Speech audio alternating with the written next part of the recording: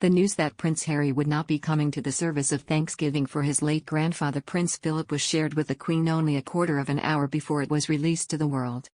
It was made worse by the fact that he then announced that he would be traveling to the Netherlands just a few weeks later for the Invictus Games. The Daily Mail's royal editor Rebecca English says the decision has been seen by palace insiders as a slap in the face to the Queen. Within a couple of minutes of announcing that he would not be attending the Duke of Edinburgh's service of Thanksgiving, Harry's team also announced that he would be attending the Invictus Games in The Hague in April. Just a few weeks later, she tells the program. This has obviously surprised a lot of people. To travel to Europe to go to that, but not to his grandfather's memorial service has, to use a well-worn phrase, got people's goat. They feel it is a slap in the face to the Queen and, again, another PR disaster as far as many people in the UK are concerned. The Mail on Sunday's editor-at-large Charlotte Griffiths believes that the move could have even more profound implications. There is that feeling that this could be one of the last chances he gets to see some of the older members of the family, she says. It just feels so insensitive and so vitriolic and so pointless. Meanwhile, Meghan has found her family back in the spotlight in the past week, once again for reasons that won't please the Duchess. Author and historian Dr. Tessa Dunlop says it doesn't seem like the move of the Harry we know. This is our Harry, our military man, tours of Afghanistan, it doesn't stack up.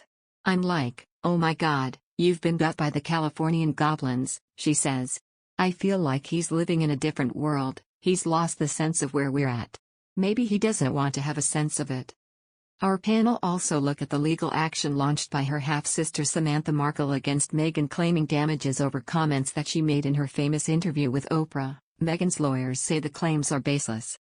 In addition, speaking on Royally US, presenters Christine Ross and Christina Garibaldi discussed Harry's security concerns and the points made by Mr Jobson. Ms. Garibaldi remarked, Robert Jobson makes the point that Prince Harry will be traveling to Holland for the Invictus Games. Granted, it is not London or central London, maybe he has different protection there.